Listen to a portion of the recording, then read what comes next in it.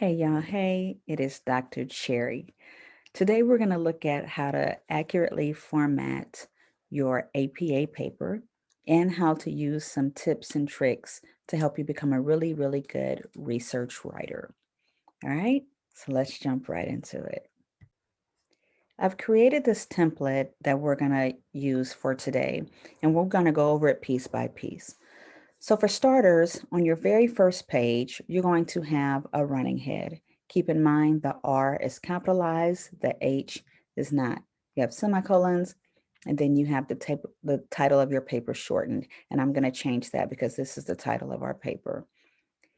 You also have a page number on your very first page of your paper. Excuse me. And then on the second page and all subsequent pages, you're going to have your running head. However, you're not going to have the word running head anymore. And I'll show you how to make your first page different.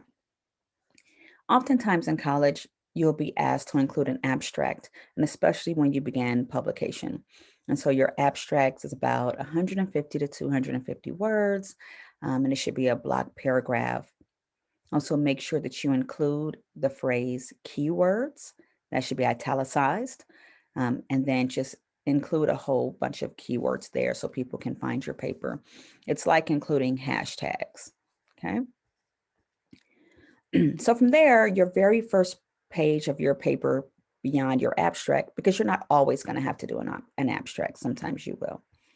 So on the very first page, you're going to have the exact title of your paper. Whatever is listed here on your cover page, that's exactly what should be listed here. It should be a level 1 heading. However, this one is your intro heading. So this level 1 heading should not be bold. Again, your intro heading is a level 1 heading that's not bold. There's only 2 times throughout the course of your paper that you will have 2 level 1 headings that are not bold. And that's your intro heading and your reference page heading.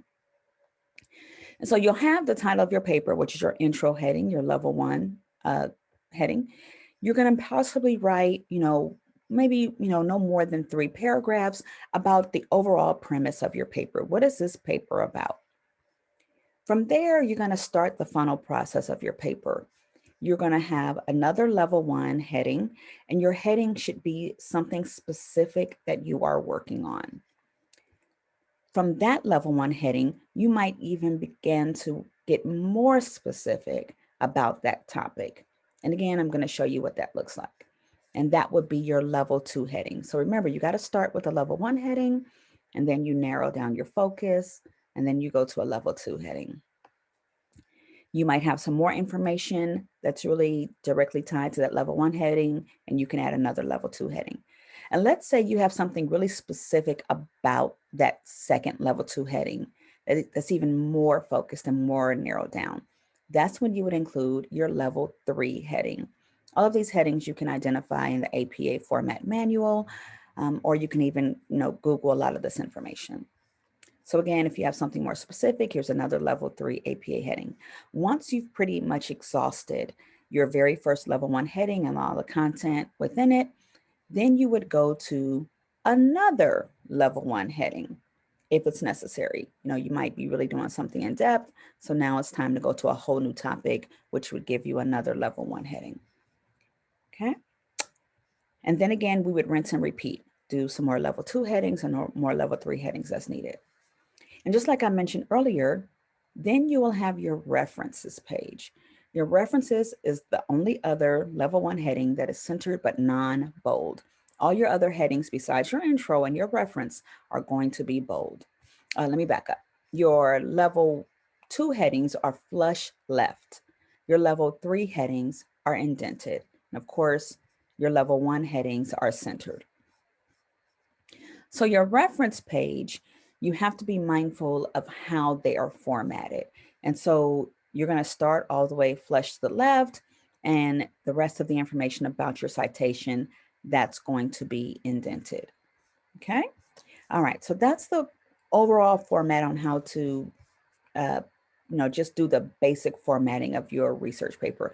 I recommend people, create your own template or take this template and just create you a a skeleton page, so that way you can include the information as possible. All right, so let's do some work. Let's go ahead and write some papers and see what we come up with.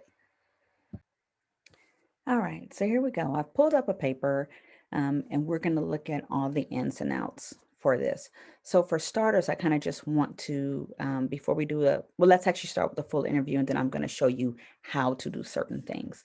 So you see we have the cover page, suicidality on college campuses, effective intervention using Robert's 7-stage model. Then you have your abstract, which not all professors will require an abstract. And then remember, on your cover page, you have the same heading. This exact same heading is the title of your paper. Okay. Then you see our very first level 1 heading. Then you start to see some level 2 headings. Again, a level 2 heading. And then we're on to a new topic. Another level 1 heading. We have some level 2 headings. Again, a level 2 heading. And then this is our first introduction to a level 3 heading in this paper. So a level 3 heading, another level 3 heading, another level 3 heading. And then again, we're back to completely changing topics. And so we go back to a level 1, a level 2, a level 2, a level 2, a level 2, a level 2, a level 2, a level 2. And then we're back to a whole nother topic. Now keep in mind, not all your papers will require level 3 headings. However, level 1 and level 2 is going to be pretty consistent and pretty normal. So we have another level 1 heading here. Level 1, level 1.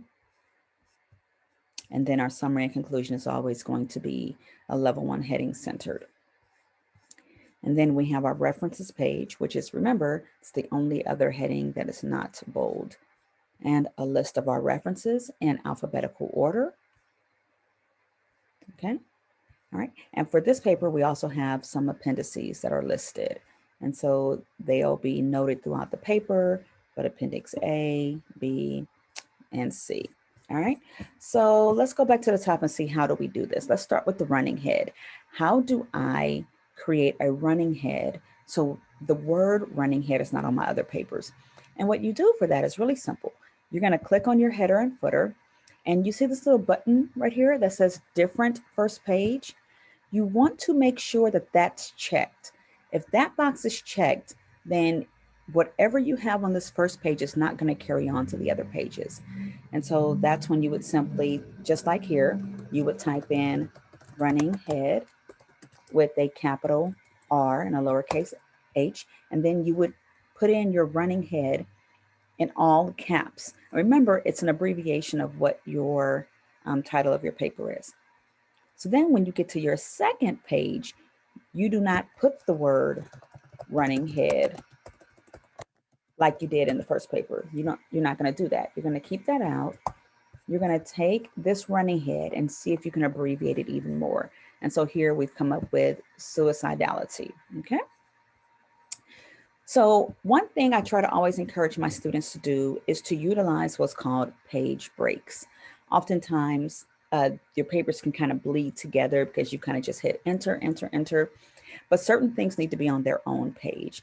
And so, for instance, after you have completed your cover page, instead of just clicking enter, enter, enter, enter, enter until you got down to the next page, what you want to do is you want to hit enter a few times till you brought a little bit further down the paper. And then you want to go to insert, and you want to insert a break, literally a page break. And so what that's telling your paper is, I don't want anything else written on my cover page. I want to start right here. So I pushed everything down. So I'm going to make sure that my abstract starts on my second page. So right now, I kind of have tricked my computer. So my computer it went down one page too many. So I want to kind of get rid of all this extra random space. And I did. All right.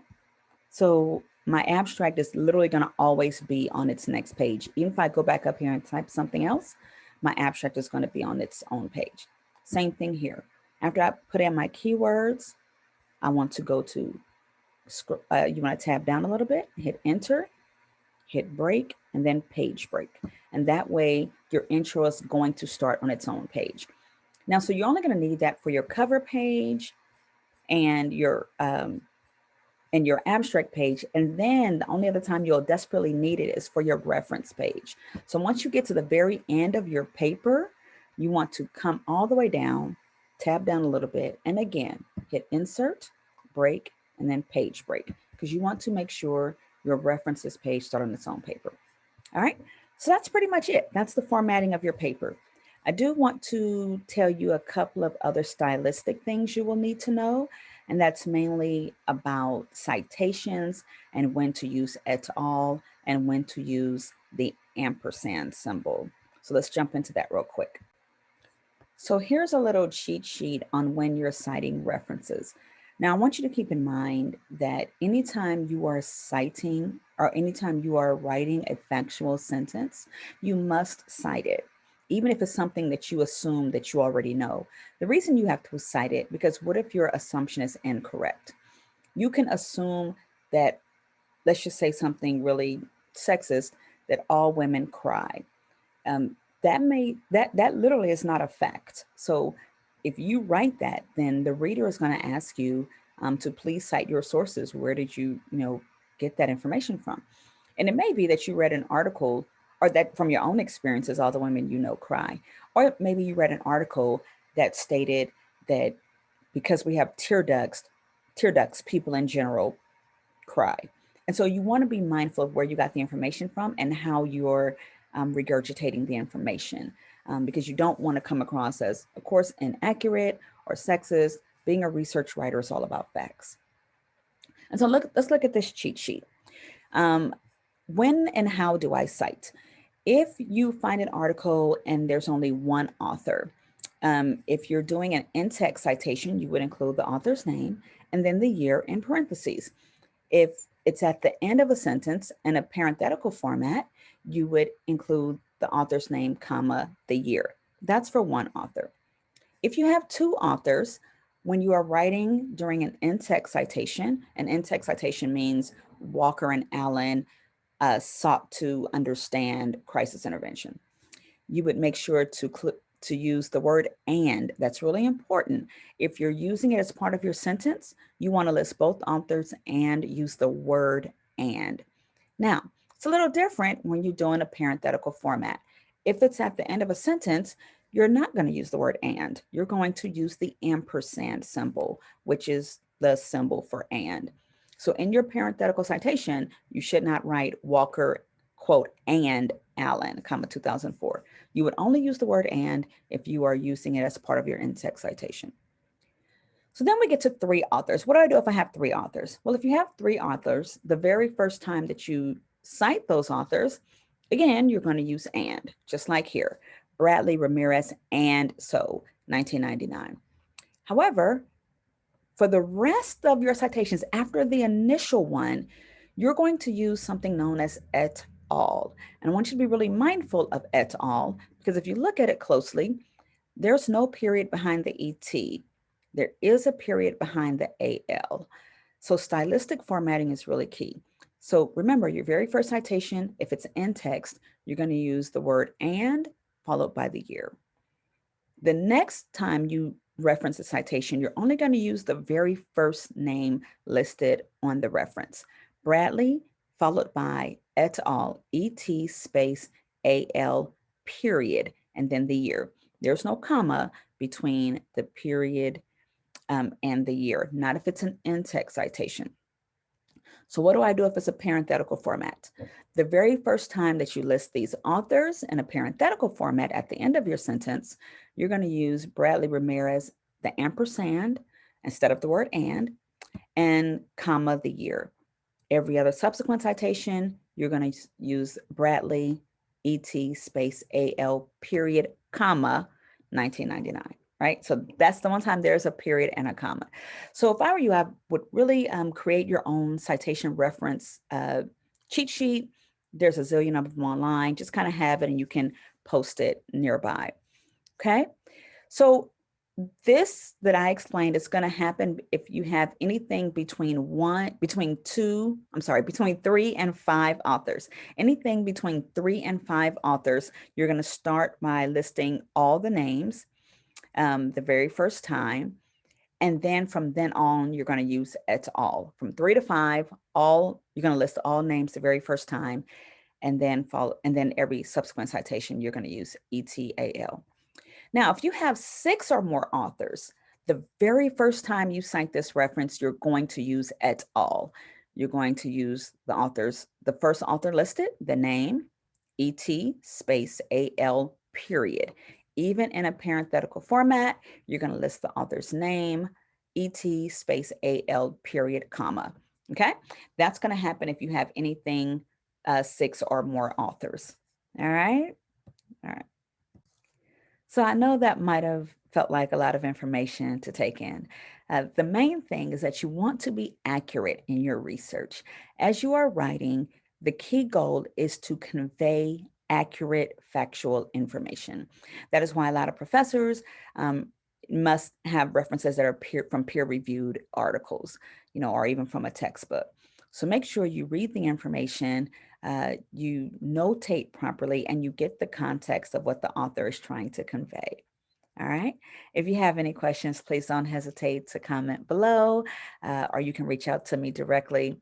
I look forward to hearing from you all. I hope this was helpful. Have an amazing day. Bye.